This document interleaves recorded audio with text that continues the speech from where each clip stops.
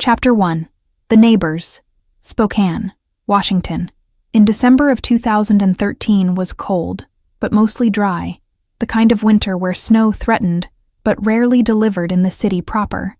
The Riverside Apartments on North Monroe Street was a modest 3-story building built in the 1970s, home to about 40 residents who mostly kept to themselves. It was the kind of place where people nodded politely in the hallways, but rarely struck up conversations. Jennifer Hayes had moved into apartment 2C on the second floor in August of 2012, about 16 months before Christmas of 2013.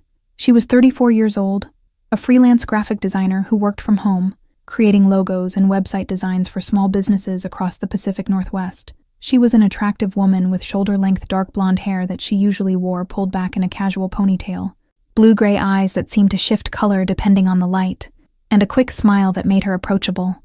Jennifer lived alone. She had never been married, though she had been in several long-term relationships that had not worked out. The most recent had ended badly in 2011, when her boyfriend of 3 years, Michael, had broken up with her suddenly and moved to Seattle. Jennifer had not taken it well. Friends said she had become withdrawn, depressed, fixated on understanding why the relationship had failed. But by the time she moved to the Riverside Apartments, she seemed to have recovered. She was friendly with the building manager, always paid her rent on time, and occasionally chatted with neighbors in the parking lot or laundry room. Robert Daniels lived directly across the hall in apartment 2D. He had been a resident of the Riverside Apartments for 5 years, since 2008, shortly after he moved to Spokane from Portland, to take a job with a software development company. At 42 years old, Robert was a quiet, methodical man who enjoyed his routines. He worked long hours as a senior engineer, often coming home late with takeout food and his laptop bag slung over his shoulder. Robert was tall, about 6 feet 1 inch, with thinning brown hair and wire-rimmed glasses that gave him a somewhat professorial appearance. He was soft-spoken, polite, and kept mostly to himself. He had been married once in his late 20s, but the marriage had ended in divorce after only 2 years. Since then, he had dated occasionally, but seemed content with his solitary life. His apartment reflected his personality, neat, organized, filled with bookshelves and computer equipment, but lacking any real warmth or personal touches. When Jennifer first moved in across the hall, Robert had been helpful in a neighborly way. He had held the door for her when she was carrying boxes, had given her the number for a reliable internet service provider, and had warned her that the washing machines in the basement sometimes ate quarters without running. Their interactions were brief and pleasant. A wave in the hallway, a good morning in the parking lot, the occasional exchange about the weather or a package delivery. But over the months, Jennifer began initiating more contact. It started innocently enough. She knocked on Robert's door one evening in October of 2012, apologizing for the intrusion, but asking if he had a Phillips screwdriver she could borrow. He lent her one without thinking much of it. A week later, she was back, this time asking if he knew anything about fixing a leaky faucet. Robert, being helpful by nature, came over and tightened the connection under her sink. Jennifer thanked him profusely, offered him a beer, which he politely declined because he had work to finish. In November, she made cookies and brought him a plate, saying she had made too many and did not want them to go to waste. Robert accepted them graciously, thanked her, and went back into his apartment. By December of 2012, Jennifer's visits were becoming more frequent. She would knock on his door with questions. Did he know a good dentist in the area? Had he heard that noise from upstairs? Did he want to split the cost of premium cable since they could probably share the service between apartments? Robert remained polite, but began to feel uncomfortable. He was a private person who valued his solitude, and while he did not want to be rude, he was not looking for a friendship with his neighbor. He started being less available, sometimes not answering his door even when he was home, pretending not to hear the knock over his television or music. Jennifer seemed to take the hint for a while. The visits became less frequent, but she started finding other ways to establish connection. She would time her departures to coincide with his, accidentally, running into him in the hallway or parking lot. She would mention movies or restaurants she had heard about, suggesting they might both enjoy them, always stopping just short of explicitly asking him out. Robert never took the bait. He remained cordial, but distant, keeping their interactions brief and superficial. By the spring of 2013, Jennifer's behavior began to worry Robert. She knew his schedule too well, always seeming to be in the right place at the right time to run into him. She mentioned details about his life that he did not remember sharing with her. The name of the company where he worked, the fact that his brother lived in Tacoma, that he usually ordered Chinese food on Friday nights. In June of 2013, Robert came home late one evening to find a note slipped under his door. It was from Jennifer, written in neat handwriting on flowered stationery. The note said, "I know you work so hard and probably don't take enough time for yourself. If you ever want company for dinner or just to talk, I'm right across the hall. You don't have to be alone all the time. Your friend, Jennifer." The note made Robert deeply uncomfortable.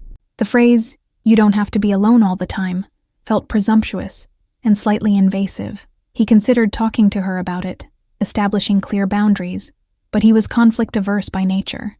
Instead, he simply avoided her more deliberately, leaving early for work and coming home later, parking in different spots in the lot so she would not see his car and know he was home.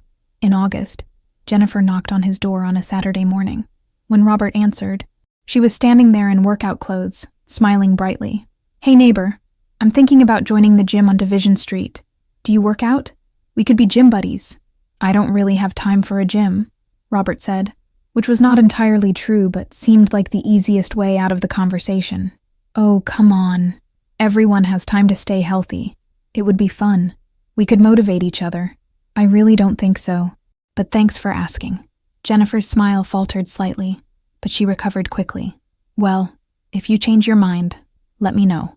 She turned and walked back to her apartment, and Robert closed his door with a sense of relief mixed with guilt. He did not want to hurt her feelings, but he also did not want to encourage her.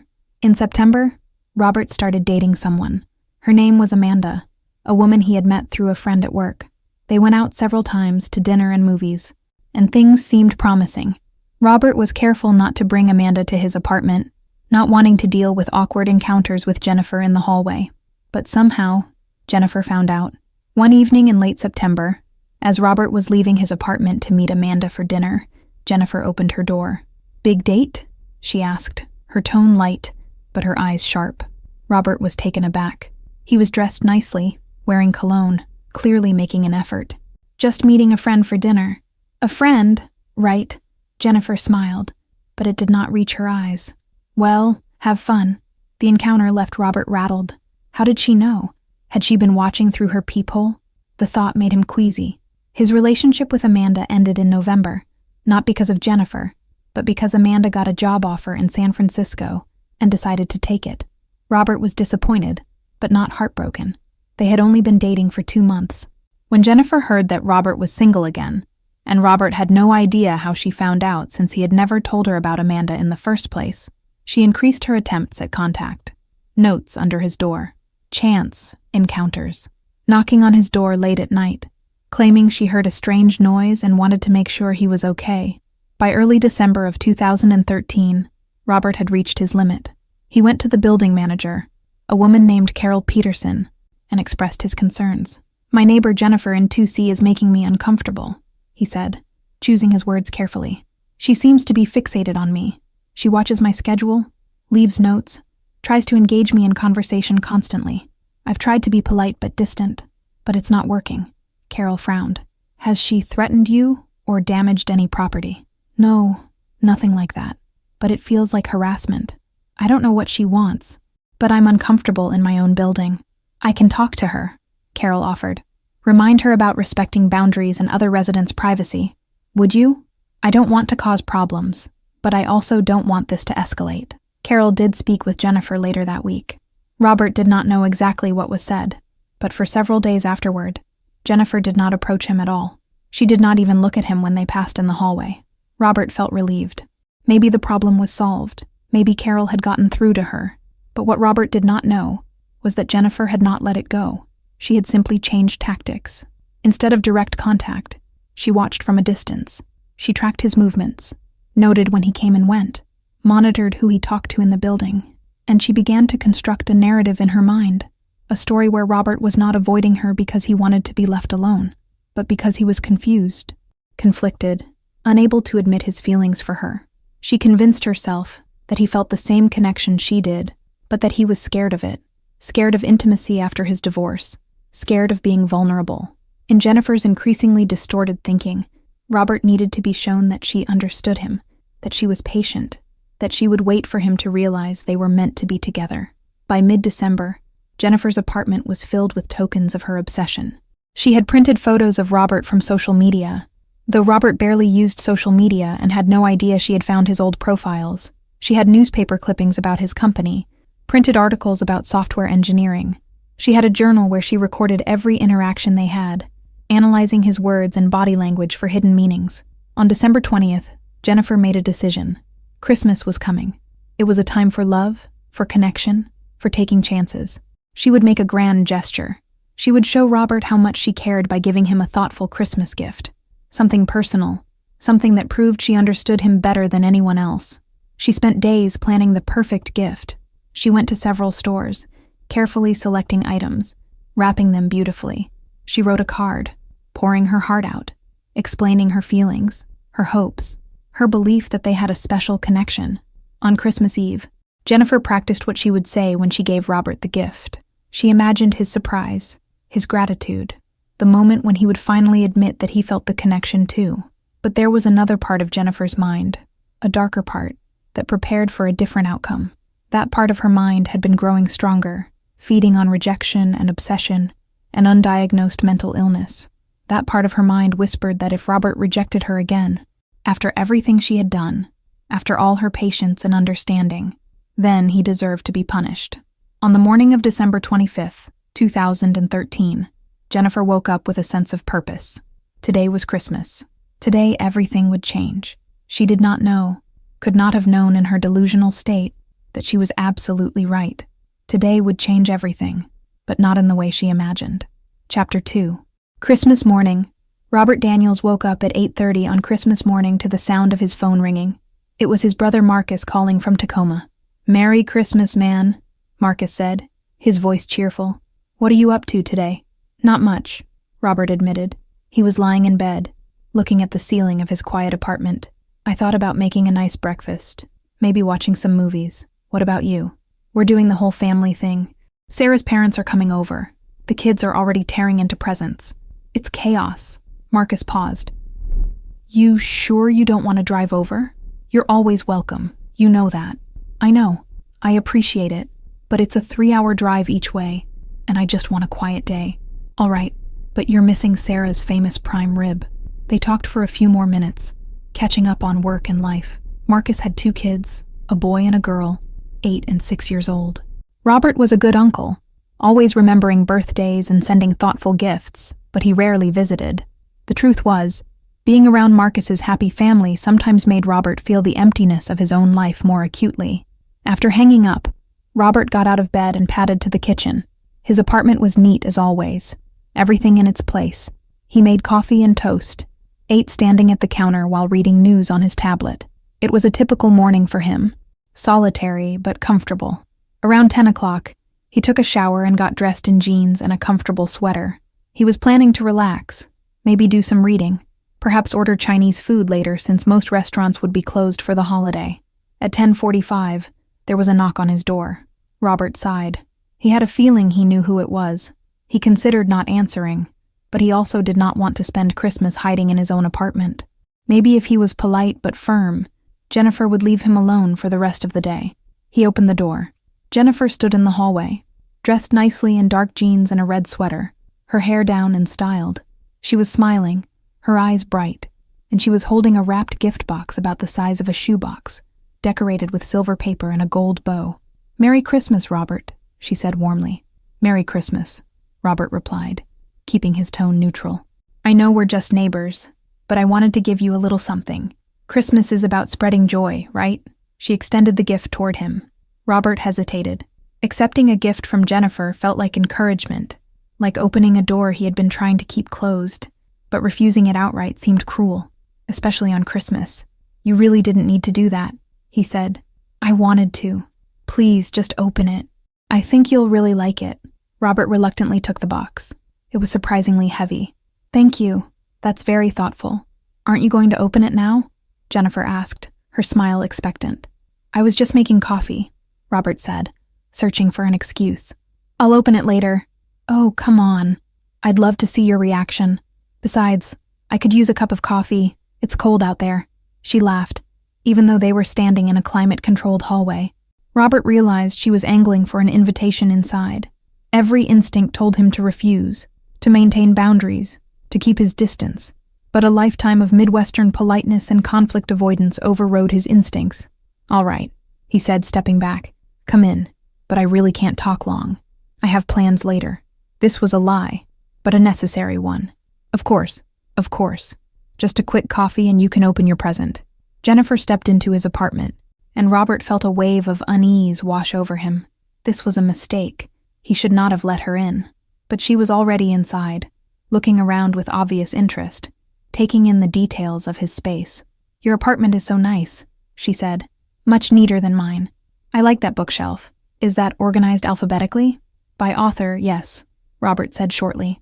He moved to the kitchen area, which was open to the living room. "How do you take your coffee?" "Cream and sugar." "Please." Robert made 2 cups of coffee, acutely aware of Jennifer moving around his living room, examining his books, and the few photos he had on display. One was of him and Marcus at a Seahawks game. Another was an old photo of his parents, both deceased now, taken in the 1980s. "You don't have many personal things," Jennifer observed. "It's like you're ready to pack up and leave at any moment." "I like to keep things simple," Robert said, handing her a mug. "That's one way to live, I suppose. But don't you ever get lonely? Living alone, working so much, no real connections?" The question was far too personal, crossing boundaries Robert had tried to maintain. "I'm fine with my life," he said firmly. "Now, should I open this?" He picked up the wrapped box from where he had set it on the coffee table. Jennifer sat down on his couch without being invited, cradling her coffee mug, watching him with an intensity that made him uncomfortable. Robert tore off the wrapping paper carefully. Inside was a plain cardboard box. He opened it and looked inside, confused by what he saw. There was a framed photograph of him. It was a candid shot, taken from a distance, showing him walking to his car in the parking lot. Underneath the photo was a book, The Art of Computer Programming, by Donald Knuth, a classic text in software engineering. There was also a small box of expensive dark chocolates, the kind sold at specialty shops, and a handwritten letter in an envelope. Robert stared at the contents, his confusion giving way to alarm. The photograph was disturbing. When had she taken it? Why had she framed it? "Do you like it?" Jennifer asked eagerly. "I know you're into software engineering, so I thought you'd appreciate the book. And I've noticed you sometimes get dark chocolate at the grocery store, always the 85% cacao kind, so I made sure to get the right type. And the photo, well, I thought it captured a nice moment." Robert's hands were shaking slightly as he set the box down. "Jennifer, this is inappropriate." Her smile faltered. "What do you mean?" "The photograph. You took a picture of me without my knowledge. That's not okay. I was just taking pictures in the parking lot one day, and you happened to be in the shot. I thought it was a nice photo. I don't understand why you're upset. And how did you know what kind of chocolate I buy? How did you know about this specific book? Have you been watching me?" Jennifer's expression changed, defensiveness creeping into her voice.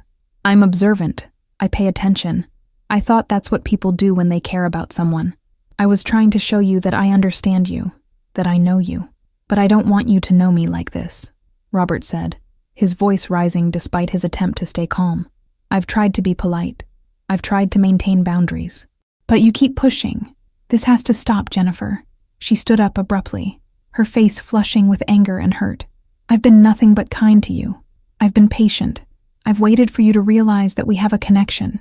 But you just keep pushing me away." "There is no connection," Robert said firmly. "I'm sorry if you thought there was, but I've never given you any indication that I wanted anything beyond basic neighborly politeness." "That's not true," Jennifer said, her voice shaking. "You let me in. You fixed my sink. You accepted my cookies. You smiled at me in the hallway. Those were signs. Those were just me being a decent neighbor. Nothing more." Jennifer's eyes were filling with tears, but there was something else in her expression too. Anger. Deep, simmering anger. "Do you know how hard it is to put yourself out there? To make yourself vulnerable? I've done everything I could think of to show you how I feel. And you just treat me like I'm some annoyance." "I think you should leave," Robert said, moving toward the door. "No." Jennifer's voice was flat now, the emotion draining out of it in a way that was somehow more frightening than her anger. "I'm not leaving. Not until you admit it." "Admit what?" "That you feel something too. That you're just scared. that you're pushing me away because you're afraid of being hurt again. That's not true. I don't have feelings for you, Jennifer. I'm sorry, but I don't." The words hung in the air.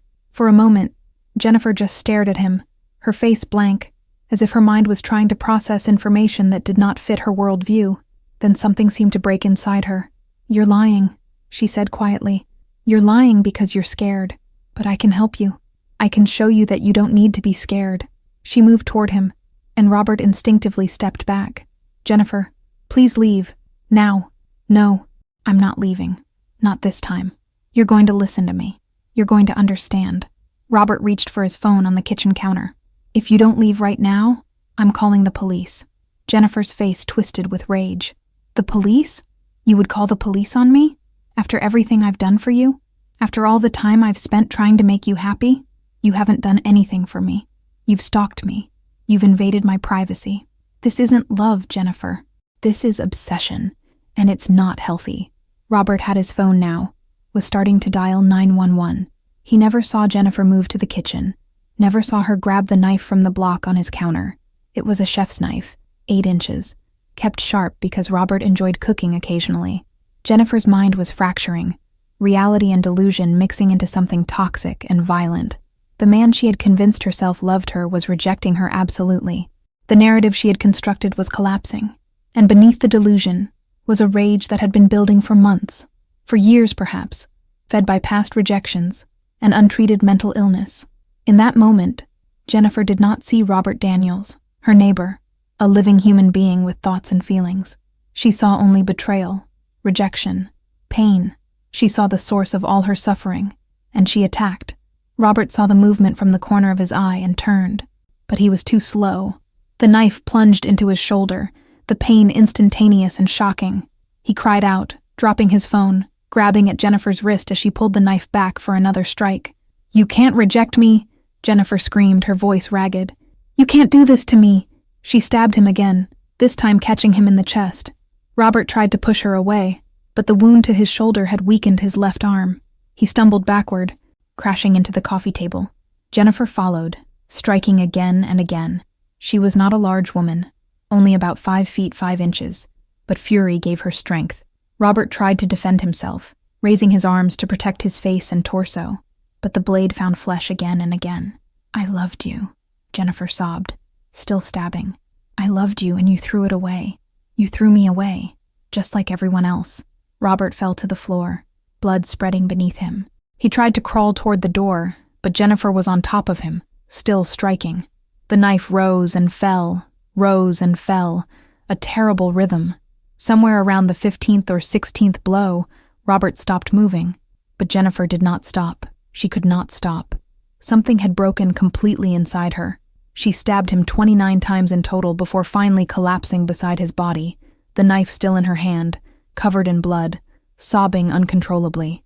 It was not until several minutes had passed, sitting in the spreading pool of Robert's blood, that Jennifer seemed to realize what she had done. She looked at the knife in her hand, at the body beside her, at the carnage she had created, and she screamed. Chapter 3. The Discovery. The first person to realize something was wrong was Carol Peterson, the building manager.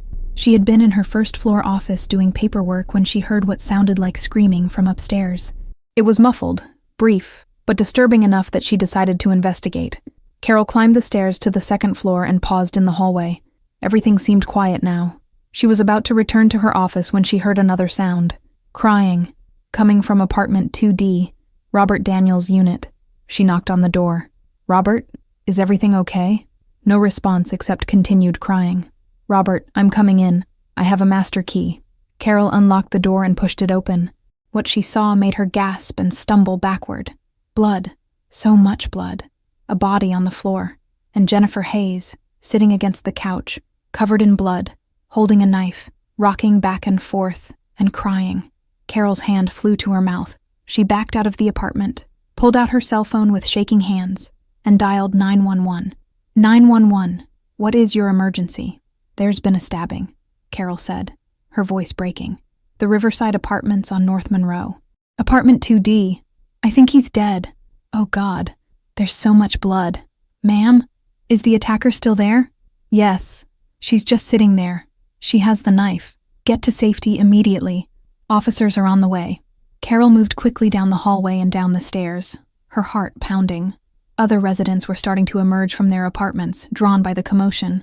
Everyone needs to stay in your apartments, Carol said loudly. Lock your doors. There's been an incident. Spokane police officers arrived within 6 minutes.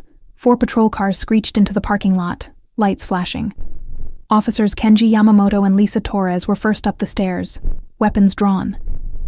They approached apartment 2D carefully. The door was still open. They could see the blood from the hallway. Spokane police, Torres called out. If anyone is in there, we need you to show your hands and come out slowly. There was movement inside. Jennifer appeared in the doorway, still holding the bloody knife, her face blank, eyes unfocused. She was in shock. Drop the weapon, Torres commanded. Drop it now. Jennifer looked down at the knife as if seeing it for the first time. Then she dropped it. It clattered on the tile of the entryway. Step out of the apartment. Hands where I can see them. Jennifer complied, moving like a sleepwalker. The officers secured her quickly, handcuffing her hands behind her back. She did not resist.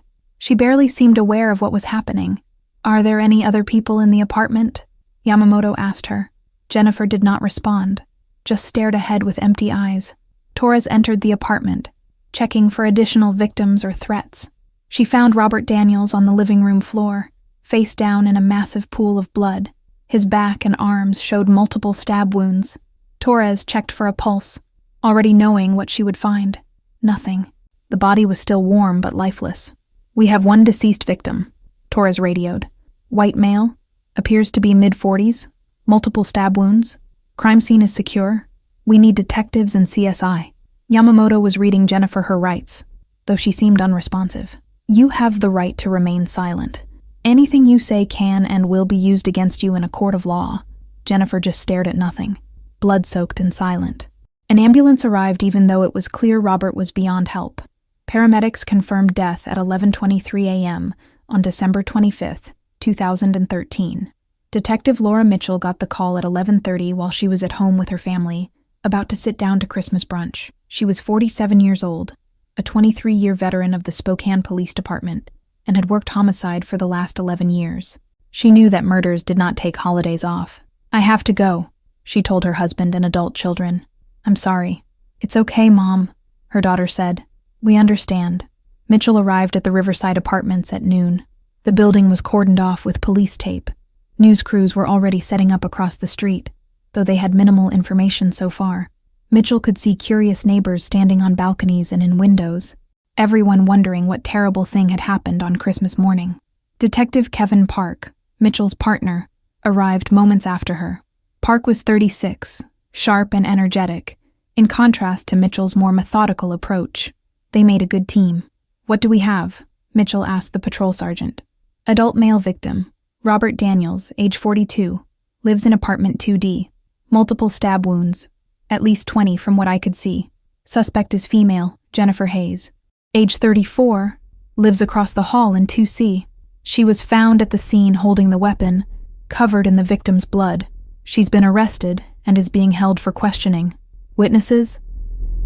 Building manager discovered the scene.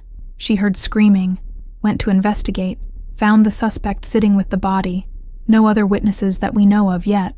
Mitchell and Park suited up in protective gear and entered apartment 2D. The crime scene unit was already at work, photographing everything, documenting the carnage. The scene was brutal. Blood spatter on the walls, floor, furniture, defensive wounds on the victim's hands and arms. The victim's body showed extensive trauma, stab wounds covering his back, sides, arms, and legs. This was rage, Mitchell thought. Pure, uncontrolled rage. Look at this, Park said, pointing to the coffee table. A wrapped gift box, torn open, contents spilled out. A framed photograph, a book, chocolates, and a letter in an envelope. Mitchell carefully opened the envelope and read the letter. It was 3 pages, handwritten, and it made her stomach turn. The letter was a love confession, intensely personal, talking about destiny and soulmates and waiting for someone to realize they belonged together. It was signed, "Forever yours, Jennifer." This was a romantic obsession, Mitchell said. She brought him a Christmas gift, confessed her feelings, and when he rejected her, she snapped. Premeditated or crime of passion? Park asked. Could be either. The gift suggests she planned to come here, but the nature of the attack suggests loss of control. We'll need to interview her, see what her mental state is. They spent 2 hours processing the scene, documenting everything. The weapon, a chef's knife from the victim's own kitchen, was bagged as evidence. Blood samples were collected. The Christmas gift and its contents were cataloged. Neighbors were interviewed. Several reported that they had noticed Jennifer showing unusual interest in Robert over the past year. One neighbor, a woman named Diane Foster who lived in apartment 2B next to Jennifer, said she had heard Jennifer talking to herself sometimes through the walls. She would have these one-sided conversations, Diane said. At first I thought she was on the phone, but then I realized she was alone. She would talk about Robert like he was her boyfriend, planning dates they were going to go on, talking about their future together. But as far as I knew, they were just neighbors. Another neighbor, Thomas Reed from apartment 3D directly above Robert, said he had seen Jennifer watching Robert's parking space from her window. I noticed it because it seemed odd. She would stand there with the lights off, just watching. I mentioned it to Robert once, and he said she had been making him uncomfortable, but he didn't know what to do about it. By mid-afternoon, Mitchell and Park were ready to interview Jennifer Hayes. She had been taken to the Spokane County Public Safety Building and was being held in an interview room. She had been given clean clothes and allowed to wash the blood off her hands and face, though evidence had been collected from her first. Mitchell and Park entered the interview room at 2:45 p.m. Jennifer sat at a metal table, her hands folded in front of her, staring at the wall. She looked small and fragile, nothing like the violent killer they knew her to be. Jennifer, I'm Detective Mitchell, and this is Detective Park. We need to talk to you about what happened this morning at the Riverside Apartments. Jennifer did not respond. Jennifer, do you understand why you're here? Slowly, Jennifer's eyes focused on Mitchell. I killed him, she said quietly. I killed Robert. Can you tell us what happened? Jennifer's eyes filled with tears. He wouldn't listen. I tried to explain. I tried to show him how I felt, but he just kept pushing me away. He was going to call the police on me, after everything I did for him. What did you do for him, Jennifer? I loved him. I took care of him. I learned everything about him so I could be what he needed. I waited for him to be ready, but he said there was no connection. He said it was just obsession. Jennifer's voice broke. It wasn't obsession. It was love. Tell us about this morning. You went to his apartment? I brought him a Christmas gift. I thought if he saw how much I cared, how well I understood him, he would finally admit that he felt it too. But he got angry. He called it inappropriate. He told me to leave. And then what happened? Jennifer's face crumpled. I don't know. I don't remember exactly. He said he didn't have feelings for me. He said he was going to call the police. And I couldn't let him do that. I couldn't let him reject me like that. Everyone always rejects me. Everyone leaves. Where did you get the knife? From his kitchen. I saw it there and I just grabbed it. I didn't plan to hurt him. I didn't wake up this morning thinking I was going to kill him. I just wanted him to understand. But you did hurt him, Jennifer. You stabbed him 29 times. Jennifer looked confused. 29? That can't be right. I remember the knife, and I remember being angry, but I don't remember doing it that many times. Mitchell and Park exchanged glances. Jennifer seemed to be dissociating from her actions, unable or unwilling to fully confront what she had done. Jennifer, have you ever been diagnosed with any mental health conditions? Mitchell asked gently. I was depressed after my breakup with Michael. I saw a therapist for a few months, but I stopped going because I felt better. Were you prescribed any medication? Antidepressants. But I stopped taking them. They made me feel numb. When did you stop taking them? Last spring, I think. April or May. Mitchell made a note. Untreated depression, possibly other undiagnosed conditions, obsessive behavior, delusions about relationships. This would be important for the prosecution and potential defense strategies. The interview continued for another hour. Jennifer admitted to watching Robert, to learning his schedule, to interpreting normal neighborly behavior as romantic interest. She talked about how she had been planning the Christmas gift for weeks, how she had been certain it would be the moment everything changed. I thought we would finally be together, Jennifer said, crying now. I thought Christmas would be the start of our life together. I never thought I would. She could not finish the sentence. At 4:30 p.m., Jennifer Hayes was formally charged with first-degree murder. She was held without bail, deemed a danger to herself and others. A psychiatric evaluation was ordered. Meanwhile, Robert Daniels' body was taken to the medical examiner's office for autopsy. His brother Marcus was notified and made the drive from Tacoma, arriving late on Christmas night, devastated by the loss. The local news ran the story as their lead.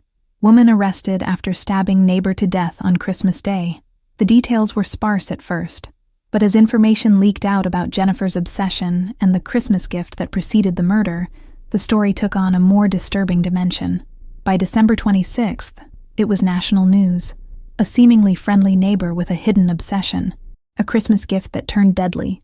A brutal murder on the holiest day of the year. The case had all the elements that captured public attention. But for Detective Mitchell, it was not about the headlines.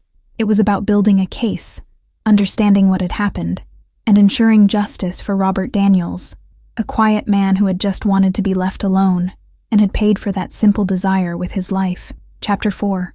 The Investigation. The psychiatric evaluation of Jennifer Hayes took place over a 3-day period at Eastern State Hospital in Medical Lake, Washington, about 15 miles west of Spokane.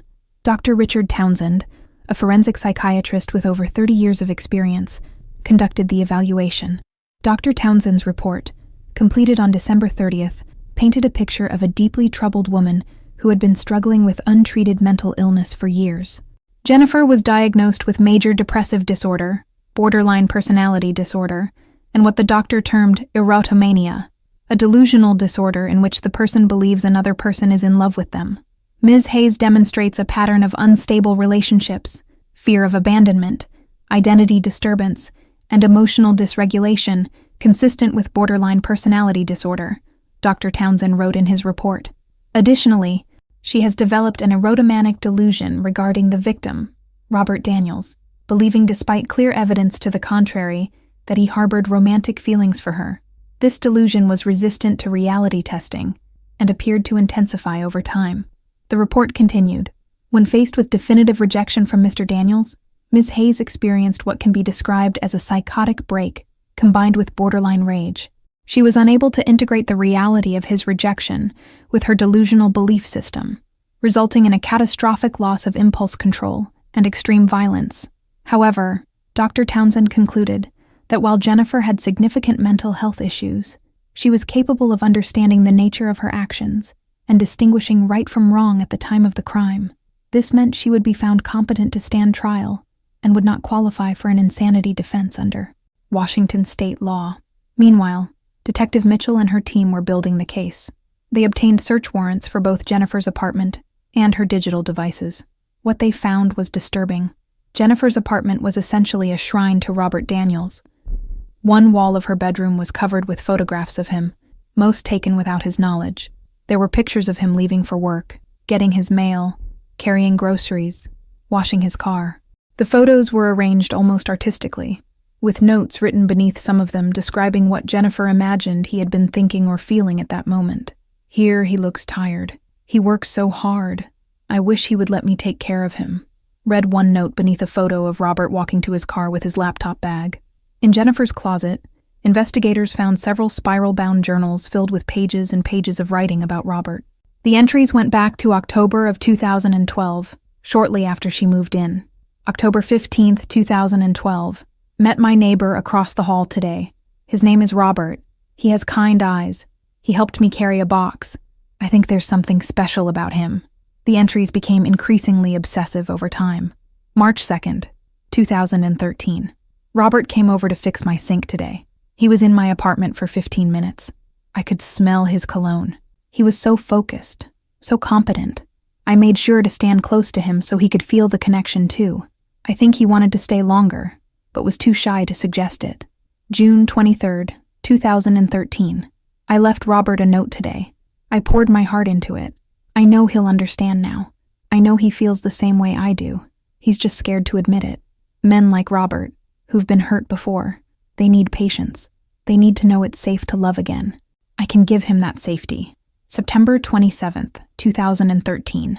Robert is dating someone. I saw him with her. She's not right for him. She doesn't understand him the way I do. This is a test. He's testing to see if I really care, if I'll wait for him. I will. I'll wait as long as it takes. December 24th, 2013. The final entry. Tomorrow is Christmas.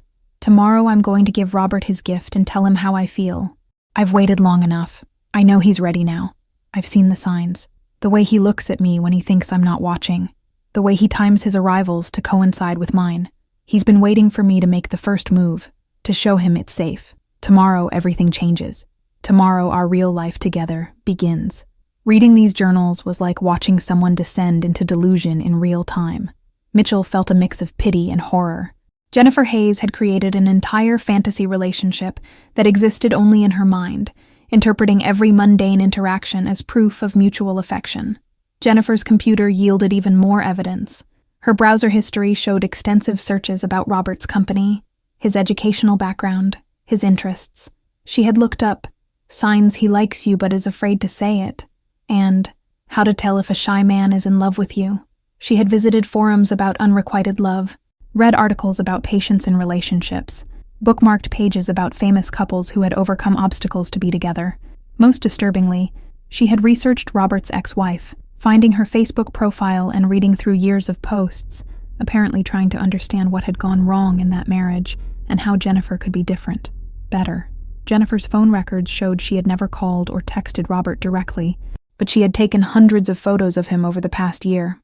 The photo metadata showed she had often taken pictures from her apartment window overlooking the parking lot, or from her peephole when she heard him in the hallway.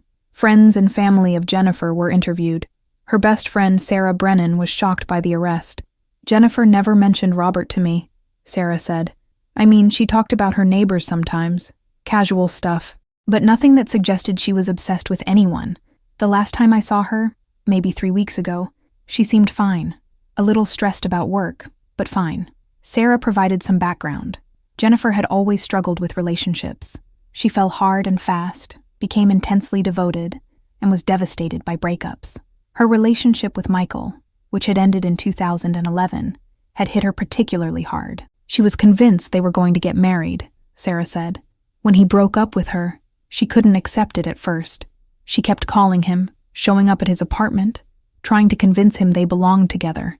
He eventually had to threaten a restraining order to get her to stop. After that, she was depressed for months. I thought she had worked through it with therapy, but maybe not. Jennifer's parents, who lived in Oregon, were contacted. They flew to Spokane immediately upon hearing about the arrest. They described their daughter as sensitive, emotional, prone to depression, but never violent. She had such a big heart. Her mother, Patricia Hayes, said through tears, "She loved deeply, sometimes too deeply, but I never imagined she could hurt someone." Jennifer's father, Ronald Hayes, was more forthcoming about his daughter's history. She was diagnosed with depression in college. She's been on and off medication for years. She doesn't like taking it, says it makes her feel like she's not herself. We've tried to get her to stay in therapy, but once she feels better, she stops going. This is our fault. We should have done more. But Dr. Townsend's evaluation noted that even with treatment, Jennifer's conditions were severe and would likely have required intensive, long-term therapy and medication management. The tragedy might have been preventable, but it was not simply a matter of taking pills or attending a few therapy sessions. The Spokane County Prosecutor's Office moved quickly. Jennifer Hayes was charged with murder in the first degree with aggravating factors. The crime was especially heinous, atrocious, or cruel, and involved torture or extreme indifference to human life. The number of stab wounds, 29, demonstrated a level of violence that went beyond what was necessary to cause death. Her defense attorney, a public defender named Marcus Chen, faced an uphill battle. The evidence was overwhelming. Jennifer had been caught at the scene, covered in blood, holding the weapon. She had confessed. Her journals and online activity showed obsessive behavior leading up to the crime. The psychiatric evaluation found her competent to stand trial, and not legally insane at the time of the offense. Chen's only real strategy was to argue for a lesser charge, murder in the second degree, claiming lack of premeditation. He would argue that Jennifer had gone to Robert's apartment intending only to give him a gift, and that the murder was the result of a sudden emotional breakdown, not a planned killing. The prosecution, led by Assistant District Attorney Elizabeth Morse, disagreed. The Christmas gift, Morse argued, was part of an escalating pattern of obsessive behavior. Jennifer had brought the gift knowing there was a good chance Robert would reject her, and in that moment of rejection, She had acted on violent impulses that had been building for months. This was not a snap decision, Morse would later argue in court. This was the culmination of a year-long obsession that the defendant knew was unwanted and inappropriate. When faced with definitive rejection, she made the choice to kill. She picked up that knife, and she chose to stab Robert Daniels again and again and again. 29 times. That is not passion. That is punishment. That is rage acted upon with full awareness. As the case moved toward trial, the media coverage intensified. The story had everything: an attractive female defendant, a holiday murder, obsession, delusion, violence. Cable news shows debated whether Jennifer was a cold-blooded killer or a mentally ill woman who needed treatment, not prison.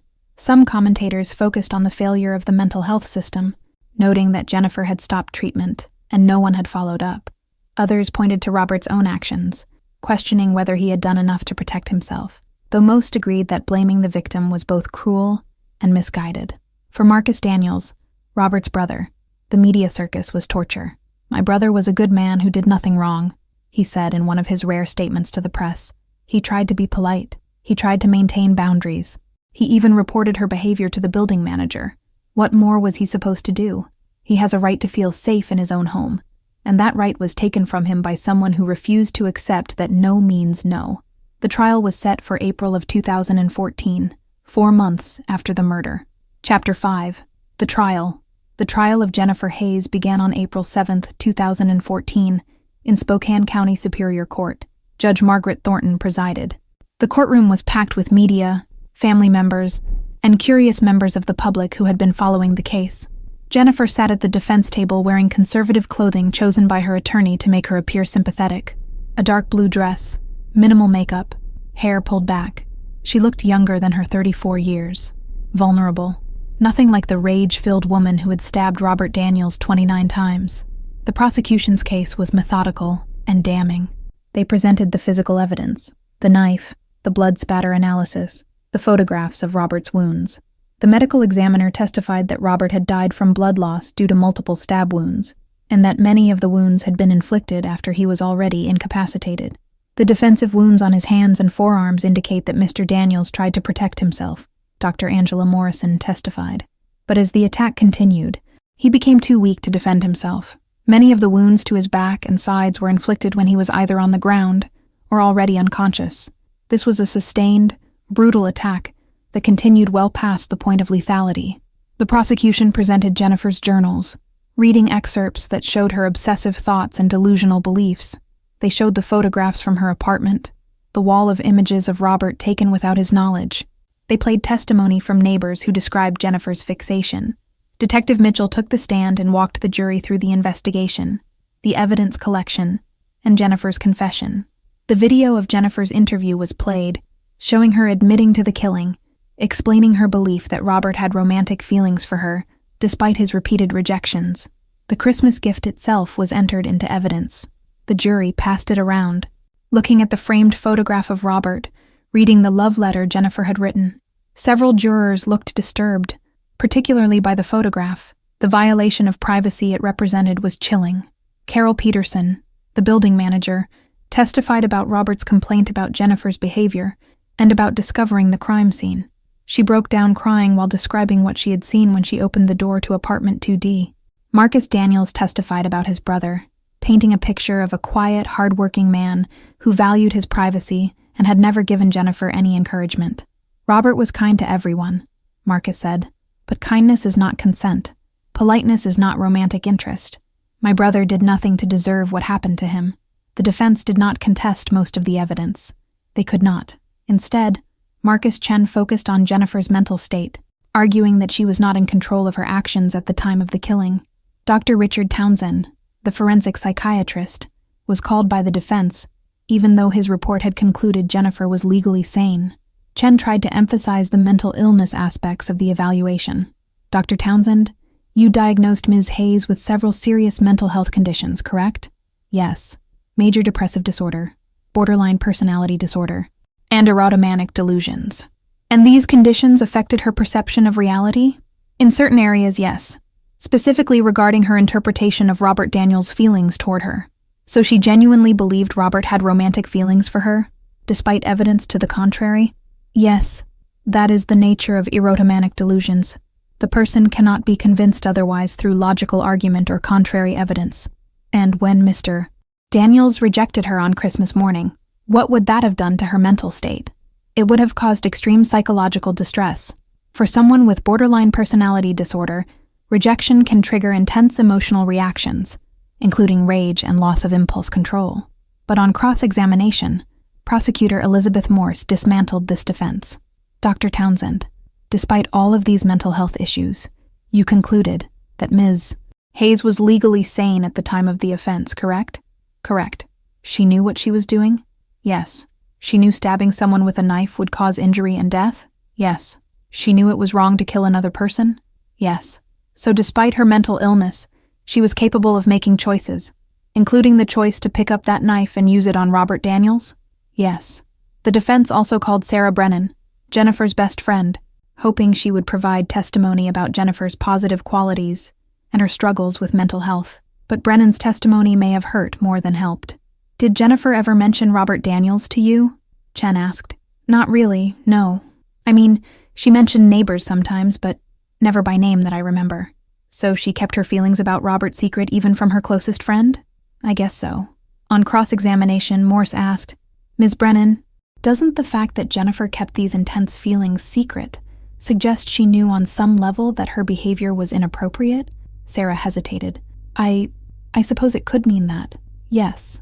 If she truly believed Robert shared her feelings, why wouldn't she tell her best friend about this wonderful relationship?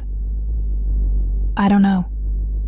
The prosecution also emphasized that Jennifer had been warned. They called Carol Peterson back to the stand to testify about the conversation she had with Jennifer after Robert complained. I told Ms. Hayes that she needed to respect her neighbor's boundaries and privacy, Peterson testified. I explained that Mr. Daniels felt uncomfortable with her behavior and that she needed to give him space. She seemed upset but said she understood. And did her behavior change after that conversation? Morse asked. She stopped approaching him directly, as far as I could tell. But Mr. Daniels later told me he still felt like she was watching him. Jennifer herself did not testify. Her attorney advised against it, knowing that the prosecution would eviscerate her on cross-examination. Instead, the defense rested after presenting character witnesses who described Jennifer as kind and gentle, and medical experts who testified about the effects of untreated mental illness. In closing arguments, Morse was powerful and direct. Ladies and gentlemen of the jury, this case is about a fundamental truth. No means no. Robert Daniels said no to Jennifer Hayes in every way possible. He was polite but distant. He didn't accept her invitations. He didn't reciprocate her interest. He complained to the building manager. And on Christmas morning, when she forced her way into his apartment with a gift he didn't want, he told her clearly and directly, I don't have feelings for you. Please leave. Morse paused, letting the words sink in. Jennifer Hayes had a choice in that moment. She could have left. She could have accepted his answer. Instead, she picked up a knife from his kitchen and she stabbed him. Not once in a moment of passion. Not twice in the heat of anger. 29 times. She stabbed him 29 times, ladies and gentlemen. She stabbed him when he tried to defend himself. She stabbed him when he fell to the floor. She stabbed him when he was already dying. And she kept stabbing him even after he stopped moving. Morse held up photos of Robert's wounds, making the jury look at them. This is not mental illness. This is not a crime of passion. This is rage. This is punishment. This is Jennifer Hayes deciding that if she couldn't have Robert Daniels, no one could. She planned this confrontation. She knew there was a good chance he would reject her again, and when he did, she made the conscious choice to kill him. Murder in the first degree requires premeditation, and the evidence shows premeditation. The Christmas gift, the months of obsession, the escalating behavior despite warnings. This was not a sudden snap decision. This was inevitable. Chen's closing argument focused on sympathy and mental illness. My client is not a monster. She is a sick woman who needed help and didn't get it. She stopped taking her medication because it made her feel disconnected from herself. She stopped going to therapy because she thought she was better. Our mental health system failed her, and that failure led to tragedy. Chen's voice was passionate, pleading. Jennifer Hayes was not in control of her actions on Christmas morning. Her delusional belief that Robert loved her was not something she chose. It was a symptom of serious mental illness. When he rejected her, when he destroyed the delusion she had been living in, her brain broke. She experienced a psychotic break. What happened next was not premeditated murder. It was a tragedy born of untreated mental illness. But even Chen had to acknowledge the weakness of his argument. Washington state law was clear. Mental illness alone was not a defense unless it prevented the defendant from understanding the nature of their actions or distinguishing right from wrong. Jennifer had neither defense. The jury deliberated for 11 hours over 2 days. On April 17, 2014, they returned with a verdict. Judge Thornton addressed the courtroom. Has the jury reached a verdict? The jury foreman, a middle-aged man named David Chen, stood. We have, Your Honor. On the charge of murder in the first degree, how do you find the defendant? We find the defendant, Jennifer Hayes, guilty. There was an audible reaction in the courtroom. Jennifer closed her eyes, tears streaming down her face. Her parents, sitting in the front row, began sobbing. Marcus Daniels, sitting on the opposite side, showed no emotion, just stared straight ahead. The jury had also been asked to determine if aggravating factors existed that would increase the sentence. They found that the murder was especially heinous, atrocious, or cruel, given the number of stab wounds and the continued attack after the victim was incapacitated. Sentencing was scheduled for May 15, 2014. Chapter 6. Sentencing and Aftermath. The sentencing hearing was emotional and difficult. Under Washington state law, first-degree murder carried a mandatory minimum sentence of 20 years, with a standard range of 20 to 26 years, and a maximum of life without parole. The aggravating factors found by the jury meant Jennifer would receive a sentence on the higher end of that range. Marcus Daniels gave a victim impact statement that left few dry eyes in the courtroom. My brother Robert was my best friend. He was kind, intelligent, hardworking, and decent. He never hurt anyone. He never asked for anything except to be left alone. And for that simple desire, he was murdered in his own home on Christmas Day. Marcus's voice broke, but he continued. Jennifer Hayes has sat in this courtroom and heard people describe her as sick, as needing help, as a victim herself. But my brother is the victim. Robert is the one who suffered. Robert is the one who died in terror and pain. Robert is the one who will never have another Christmas, another birthday, another ordinary day. His life mattered, and it was stolen from him by someone who refused to accept that he didn't want her. Patricia Hayes, Jennifer's mother, also spoke, apologizing to the Daniels family through her tears. I am so sorry for what my daughter did. I am sorry for your loss. I wish I could take it back. I wish I had seen the signs, had gotten her more help, but I can't change what happened. All I can say is that the daughter who did this terrible thing is not the daughter I raised. Mental illness destroyed her and destroyed your family. I am so sorry. Jennifer herself was given the opportunity to speak. She stood, shaking, and addressed the court. I don't remember most of what happened that morning. I remember being angry and hurt, and I remember the knife, but everything else is like a nightmare that I can't quite recall. When I think about what I did, I can't reconcile it with who I am, but I know I did it. I know I killed Robert, and I am sorry. I am so sorry. She turned to Marcus Daniels. I know my apology means nothing to you. I know sorry doesn't bring your brother back, but I want you to know that I loved him. I know you don't believe that. I know it sounds insane to you, but I did love him, and I am devastated by what I did. I will carry this guilt for the rest of my life. Marcus stared at her with cold fury, but said nothing. Judge Thornton delivered the sentence with a grave expression. Ms. Hayes, you have been convicted by a jury of your peers of murder in the first degree, with aggravating factors. The evidence presented at trial showed a pattern of obsessive, delusional behavior that culminated in an act of extreme violence. While I acknowledge that you suffer from mental illness, that illness does not excuse what you did. You made choices that led to Robert Daniels' death. The judge paused. The law requires that I sentence you to a term of imprisonment. Given the aggravating factors found by the jury, specifically the especially heinous and cruel nature of the attack, I am sentencing you to life in prison with the possibility of parole after 30 years. Jennifer showed no reaction, just stood staring at the floor. 30 years meant she would be 64 years old before she could even be considered for parole. In all likelihood, she would die in prison. Jennifer Hayes was transferred to the Washington Corrections Center for Women in Gig Harbor, Washington, where she would serve her sentence. She was placed in the mental health unit and given treatment for her conditions, including medication and therapy that she should have received years earlier. In prison, Jennifer participated in various programs. She took college courses, worked in the prison library, and attended group therapy sessions. According to prison records, she was a model inmate, quiet and compliant, no behavioral issues, but she never stopped believing, at some level, that Robert had loved her. In interviews with prison psychologists years later, Jennifer would still sometimes slip into referring to Robert as her boyfriend, or talking about their relationship, as if it had been real. The delusion was so deeply embedded in her psyche that even treatment could not fully dislodge it. Marcus Daniels became an advocate for stalking awareness.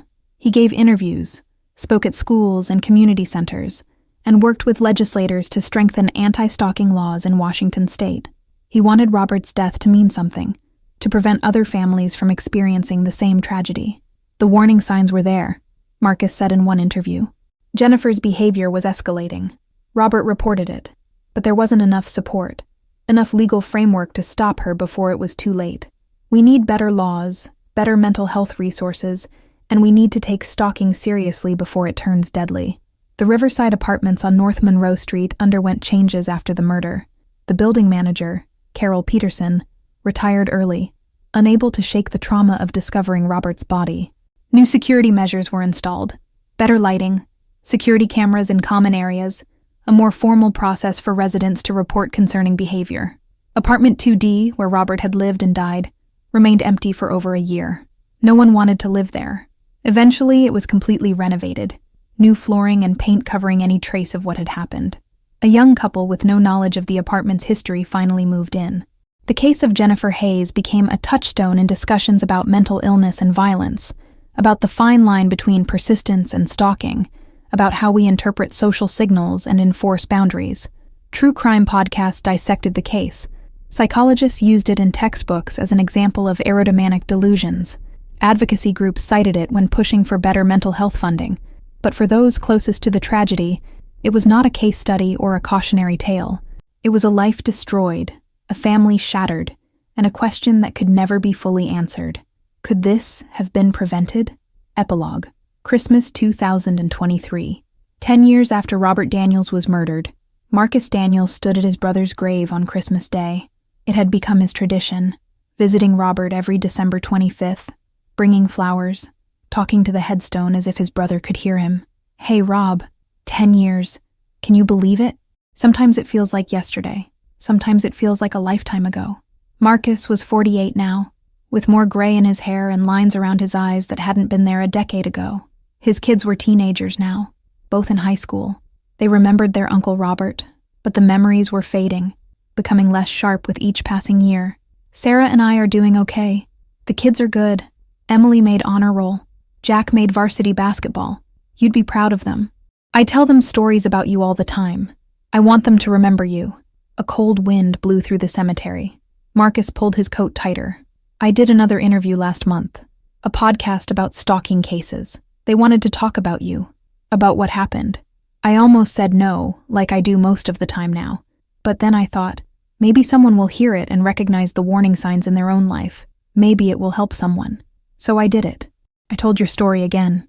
Marcus was quiet for a moment, looking at the dates on the headstone. December 25th, 2013. His brother had been only 42 years old. He should have had decades left. She's up for parole in 20 years. 2044. I'll be 68. I plan to be there at that hearing. I plan to speak. She's not getting out. Not if I have anything to say about it. The anger was still there, buried beneath years of processing and therapy, but still there. Marcus didn't think it would ever fully go away. I miss you, man. I miss being able to call you, to hear your voice, to complain about work or brag about the kids. I miss knowing you're out there somewhere, living your life. It's not fair. It was never fair. Marcus placed the flowers at the base of the headstone. White lilies. Robert's favorite. Merry Christmas, Robert. I love you. And I'm sorry. I'm sorry I wasn't there. I'm sorry I couldn't protect you. I'm sorry you had to die alone and afraid. He stood there for a few more minutes, then turned and walked back to his car. Life went on. It had to. But Christmas would never be the same. In the Washington Correction Center for Women, Jennifer Hayes spent Christmas Day in her cell. She had been denied a place at the prison's special Christmas dinner due to a minor rule violation earlier in the week, so she sat alone, eating a tray of lukewarm food, staring at the concrete wall. She was 44 years old now. Her hair was starting to gray. She had gained weight over the years, and her face had hardened in the way that long-term prisoners' faces often did. She barely resembled the woman who had knocked on Robert Daniels' door with a Christmas gift 10 years ago. But in her mind, in her memories, that day was still vivid. She remembered the hope she had felt that morning, the certainty that everything was about to change. She remembered the gift she had so carefully chosen, the letter she had poured her heart into. And then there was the blank space, the part she could never quite remember clearly. The anger, the knife, the blood. It was like someone else had done those things. Not her. Not the real Jennifer. She had been in therapy for 10 years now. The medications had stabilized her mood, quieted the more extreme delusions. She understood intellectually that Robert had never loved her, that the relationship had existed only in her mind. She could say the words in therapy, could acknowledge the reality, but deep down, in a place she didn't examine too closely, she still believed. She still remembered the way he had smiled at her in the hallway, the way he had helped her with her sink, the way he had accepted her cookies. Those had been real. Those had meant something, hadn't they? Jennifer finished her meal and lay down on her bunk, staring at the ceiling. 20 more years until she could even apply for parole. She would be 64 years old, an old woman. Her life, for all practical purposes, was over. She thought about Robert sometimes, not about his death. She pushed those thoughts away whenever they surfaced, but about him, about who he had been. In her mind, he was frozen at 42, forever young, forever the quiet neighbor she had loved. In her most honest moments, Jennifer knew she had destroyed him. She had taken a human being, a man with thoughts and feelings and people who loved him, and she had ended his existence. The magnitude of that act was so enormous that she could barely comprehend it, but mostly, she didn't let herself think about it. Thinking about it too much would be unbearable, so she focused on the day-to-day routines of prison life, on the therapy sessions and the work assignments and the slow passage of time. Outside, somewhere in the world, people were celebrating Christmas. Families were gathered around trees, exchanging gifts, laughing, making memories. Jennifer would never have that again. Neither would Robert. On Christmas Day, 2013, Jennifer Hayes had given her neighbor a gift, and then she had stabbed him 29 times, ending his life and destroying her own. It was a story without redemption, without happy endings, without closure. It was simply a tragedy, complete and irreversible. And every Christmas, the weight of that tragedy settled on everyone it had touched, a reminder that some gifts can never be returned, and some wounds can never heal.